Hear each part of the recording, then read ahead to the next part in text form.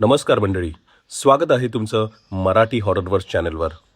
मला आशा आहे की तुम्हाला आमच्या कथा नक्कीच आवडत असणार. तर व्हिडिओ आवडला तर व्हिडिओला एक लाईक करा आणि चॅनलला जरूर सबस्क्राईब करा आणि तयार व्हा आणखी एक कथा अनुभवण्यासाठी.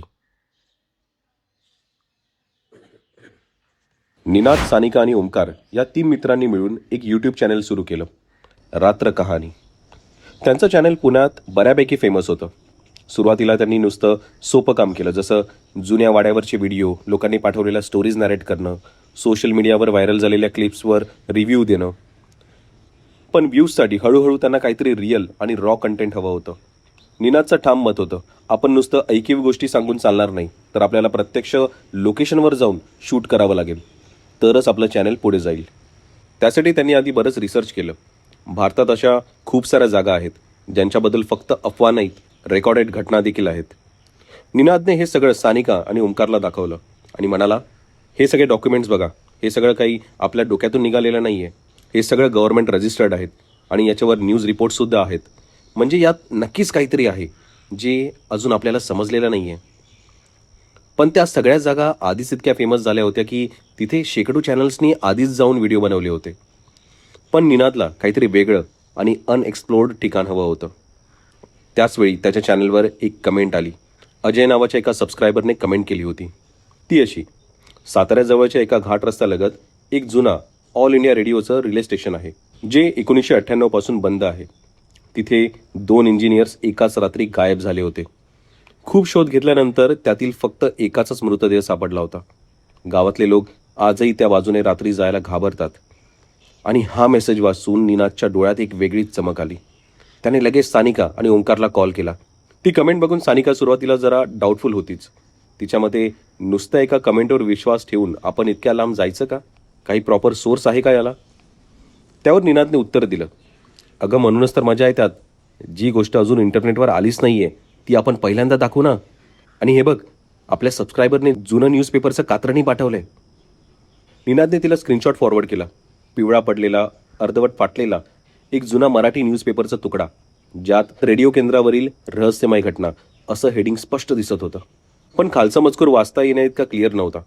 ओंकार म्हणाला, चला गाईज बघूया तरी, निदान लोकेशन तरी युनिक आहे. त्यानंतर पुढच्याच शनिवारी तिघं गाडी घेऊन निघाले. साताऱ्यातून घाटाकडे वळल्यावर रस्ता अरुंद होत गेला आणि नेटवर्क हळूहळू कमी होत गेलं.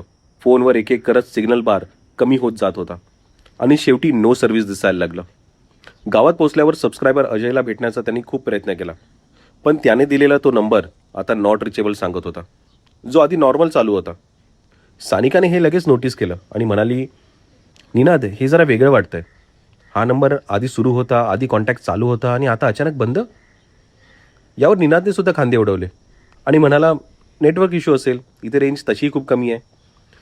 पण त्याच्याही आवाजात आता इतका कॉन्फिडन्स नव्हता जितका सकाळी होता. गावातल्या एका चहा टपरीवर चौकशी केल्यावर एका म्हाताऱ्याने त्यांना तो रस्ता तो दाखवला, पण सोबत एक वाक्यही जोडलं. पोरांनो, तिथे कॅमेरा घेऊन जात आहे ना? ठीक आहे जा, पण अंधार पडायच्या आत बाहेर पडा. आतमधलं रेडिओ स्टेशन बंद आहे असं समजू नका. ते कधी कधी आपणहून चालू पण होतं. आणि हे ऐकून ओंकारने लगेच फोन काढून रेकॉर्डिंग सुरू केलं, कारण त्याला वाटलं की हे एक जबरदस्त साऊंड बाईट आहे त्याच्या व्हिडिओसाठी. पण म्हाताऱ्याने कॅमेरा बघताच हात पुढे करून नकार दिला आणि तिथून मागे वळून निघून गेला. जेव्हा तिघे रेडिओ स्टेशनच्या इमारतीसमोर पोहोचले तेव्हा रेडिओ स्टेशनची इमारत डोंगराच्या उतारावर झाडीत लपलेली होती. मोठा लोखंडी अँटिना टॉवर अजूनही उभा होता, गंजलेला पण ठीकठाक. गेटला अजूनही खूप मोठं कुलूप होतं, पण एक बाजूची जाळी तुटलेली होती, त्यामुळे आत जाणं फारसं काही अवघड नव्हतं.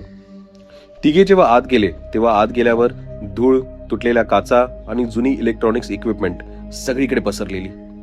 एका खोलीत तर जुनी ट्रान्समिशन कन्सोल अजूनही जागेवर होती. त्यावरचे मीटर्स, नॉब्स जुने होते पण शाबूत दिसत होते. सानिकाने कॅमेरा सेट करत सुरुवात केली. सो गाईज, आता आपण उभे आहोत त्या जागी जिथे 1998 मध्ये. आणि तिचं वाक्य संपण्याच्या आत नेमकं त्याच वेळी तिच्या कॅमेऱ्याची बॅटरी, जी फुल चार्ज होती, अचानक 0% येऊन पोहोचली. तिघांनी याकडे सुरुवातीला दुर्लक्ष केलं. कदाचित बॅटरी जुनी झाली असेल किंवा कोल्ड वेदरमुळे ड्रेन झाली असावी, अशी कारणं त्यांनी स्वतःलाच देत स्वतःच्याच मनाची समजूत घातली. आणि त्याचबरोबर त्यांनी सोबत आणलेले बॅकअप कॅमेरा आणि फोन काढले. इतक्यात अंधार पडायला लागला होता. निनादने ठरवलं होतं की आज रात्री इथेच मुक्काम करून रात्रभर लाईव्ह मॉनिटरिंग दाखवायचं. आणि त्याला कॉन्फिडन्स होता की हा कंटेंट त्याच्या चॅनलसाठी सगळ्यात मोठं कंटेंट ठरणार होतं. ओमकारने एका जुन्या टेबलवर 3 फोन आणि एक स्पेअर पॉवर बँक सेट केला आणि एका छोट्या स्पीकरला जोडून स्पिरिट बॉक्स सारखं एक डिव्हाइस अरेंज केलं जे रेडिओ फ्रिक्वेन्सी स्कॅन करत राहतं, अशा आशेने की काही सामान्य आवाज जरी असेल तरी तो पकडला जाईल. रात्री साधारण 11च्या सुमारास सगळं शांत असताना अचानक त्या जुन्या ट्रान्समिशन कन्सोलवरचा एक लाईट अचानक चमकला.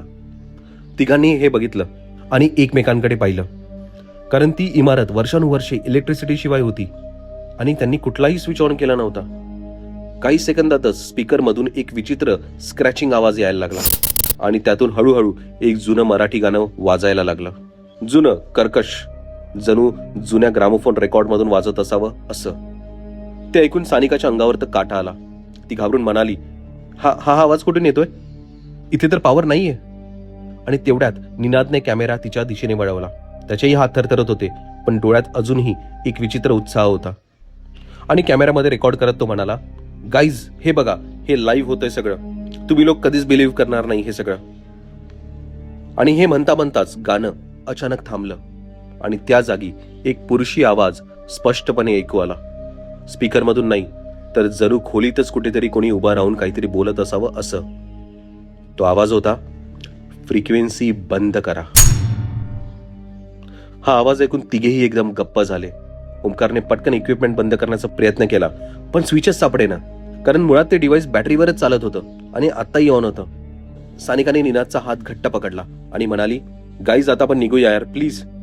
आणि तिची ती भीती बघून तिघेही तिथून निघाले. पण गेटपर्यंत जाणारा तोच अरुंद कॉरिडॉर आता जास्त लांब वाटत होता आणि टॉर्चचा उजेड फक्त काही फुटांपर्यंत पोहोचत होता.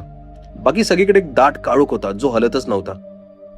ओमकार सगळ्यात पुढे चालत होता. अचानक तो थांबला आणि म्हणाला, गाईज थांबा, हा आवाज ऐकलात का? पण कुणालाच काही ऐकू आलं नव्हतं. पण ओमकारचा चेहरा पांढरा फाटक पडला होता, जणू त्याने असं काहीतरी ऐकलं होतं जे फक्त त्यालाच ऐकू येत होतं. इतक्या त्याचं लक्ष एका दाराकडे गेलं जे थोडंसं उघडं होतं आणि हळूहळू कुणीही ढकलल्याशिवाय ते दार आणखी उघडलं गेलं. निनादने कॅमेरा त्या दाराकडे वळवला.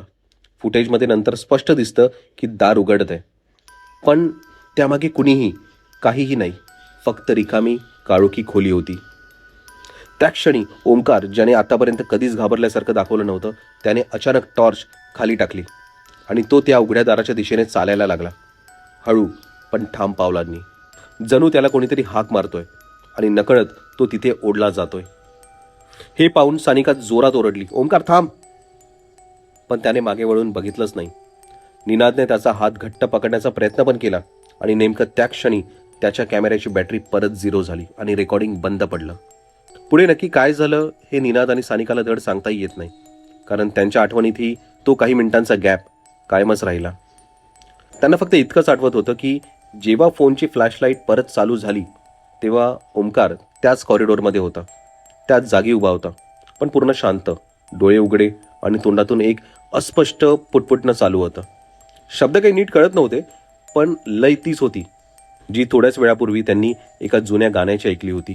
सानिकाने त्याला हलवलं, नाव घेऊन हाक पण मारली आणि काही सेकंदांनी ओमकार भानावर आल्यासारखा पण दिसला, पण त्याला मागचं काहीच आठवत नव्हतं.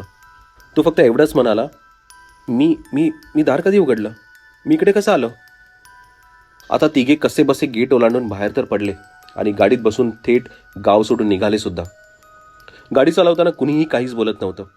काही वेळाने साताऱ्याला पोहोचल्यावर, नेटवर्क परत आल्यावर निनादने सगळ्यात आधी त्या सबस्क्रायबर अजयला कॉल करायचा प्रयत्न केला, पण तो नंबर आता अस्तित्वात नाही असं सांगत होता, जणू तो नंबर कधी अस्तित्वात नव्हताच. त्या तिघांनीही चॅनलवर जाऊन जुनी कमेंट शोधायचा प्रयत्न सुद्धा केला, पण ती कमेंटच गायब झाली होती, जणू ती कधी पोस्टच झाली नव्हती. तिघे परत गाडीत येऊन बसले. गाडीत बसल्यावर ओमकारने एकदा हळूच विचारलं, आपण त्या दाराच्या पलीकडे काय बघितलं होतं यार? त्याचा तो प्रश्न ऐकून निनाद आणि सानिका एकमेकांकडे बघत राहिले, कारण त्या दोघांनाही कॅमेऱ्याच्या फुटेजमध्ये फक्त रिकामी खोली बघितली होती. म्हणून सानिकानेच त्याला विचारलं, तुला काय दिसलं होतं? यावर ओमकार काहीच बोलला नाही, फक्त खिडकी बाहेर बघत राहिला आणि उरलेला संपूर्ण प्रवास त्याने एकही शब्द उच्चारला नाही. निनादला सगळ्यात जास्त त्या शांततेचीच भीती वाटत होती, कारण ओमकार, जो नेहमी विनोद करतो, गाणी गुणगुणतो, तो आता एखाद्या पूर्णपणे वेगळ्याच माणसासारखा शांत बसला होता. घरी परत आल्यावर सानिकाने रात्रीचं फुटेज चेक करायला घेतलं. बहुतांश व्हिडिओ नुसता काळोख आणि स्टॅटिक नॉईज दाखवत होता. पण एका क्लिपमध्ये ज्यात ओमकार त्या दाराकडे चालत जाताना दिसतो, त्याच्या मागे अगदी काही फ्रेमसाठी भिंतीवर एक सावली दिसते.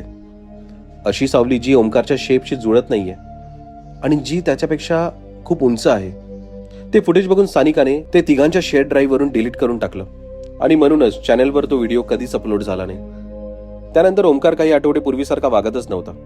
कमी बोलायचा, रात्री झोपेत पुटपुटायचा आणि एकदा तर सानिकाने त्याला रात्री 2 वाजता किचनमध्ये उभं राहून फोनवर काहीच नसताना त्याच जुन्या गाण्याची लय गुणगुणताना बघितलं.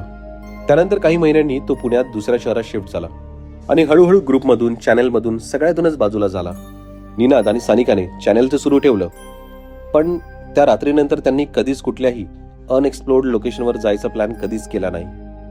या घटनेनंतर सानिकाने एकदा स्वतःच्याच मनाचं समाधान करण्यासाठी जुन्या ऑल इंडिया रेडिओच्या आर्काइव्हमध्ये त्या रिले स्टेशनबद्दल काही सापडतंय का हे शोधायचा प्रयत्न केला. एका रिटायर्ड इंजिनियरशी बोलताना तिला कळलं की 1998 मध्ये खरोखरच अशी एक घटना घडली तर होती, पण त्यावेळी ती फार गाजली नव्हती, कारण गावकऱ्यांच्या दबावामुळे आणि अफवा पसरू नये म्हणून प्रशासनानेच ती दाबून टाकली होती. त्या रिटायर्ड इंजिनियरने इतकंच सांगितलं की त्या स्टेशनवर काम केलेला प्रत्येक माणूस पुढे कधीतरी कुठेतरी एकटाच त्या पर्टिक्युलर एकाच जुन्या गाण्याची धून गुणगुणताना सापडायचा.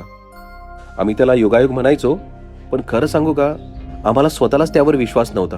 हे सगळं ऐकून सानिकाच्या अंगावर पुन्हा एकदा शहारा आला, कारण ओमकारच्या बाबतीतही नेमकं तेच घडलं होतं.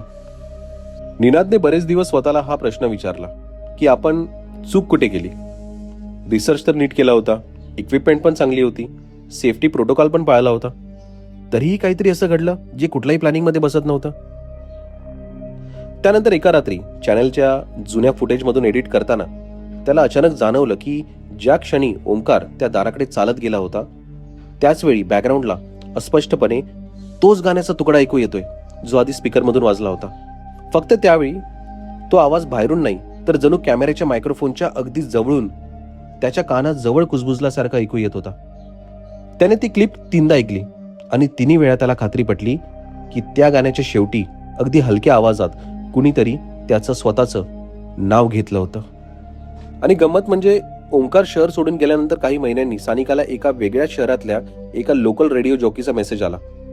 त्याने लिहिलं होतं की त्याच्या स्टुडिओत काम करणारा एक नवीन टेक्निशियन, ज्याचं नाव ओमकार असल्याचं सांगितलं, रात्रीच्या शिफ्टमध्ये एकटा असताना अनेकदा जुनी ओळखीची नसलेली गाणी गुणगुणत बसतो.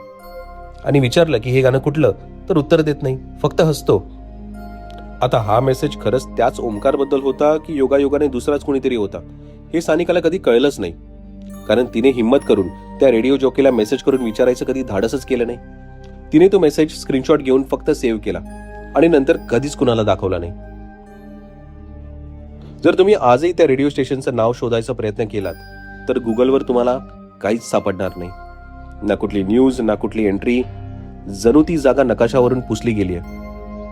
निनादने एकदा खूप विचार करून त्या गावाकडे परत जाऊन प्रत्यक्ष चौकशी करायचं ठरवलं होतं, पण गाडी घाटाच्या तोंडाशी पोहोचताच त्याला अचानक इतकी अस्वस्थता जाणवली की त्याला जोरात मळमळायला लागलं, इतकं की त्याने गाडी तिथेच युटर्न करून मागे फिरवली आणि पुन्हा कधीच त्या दिशेने जाण्याचा प्रयत्न केला नाही.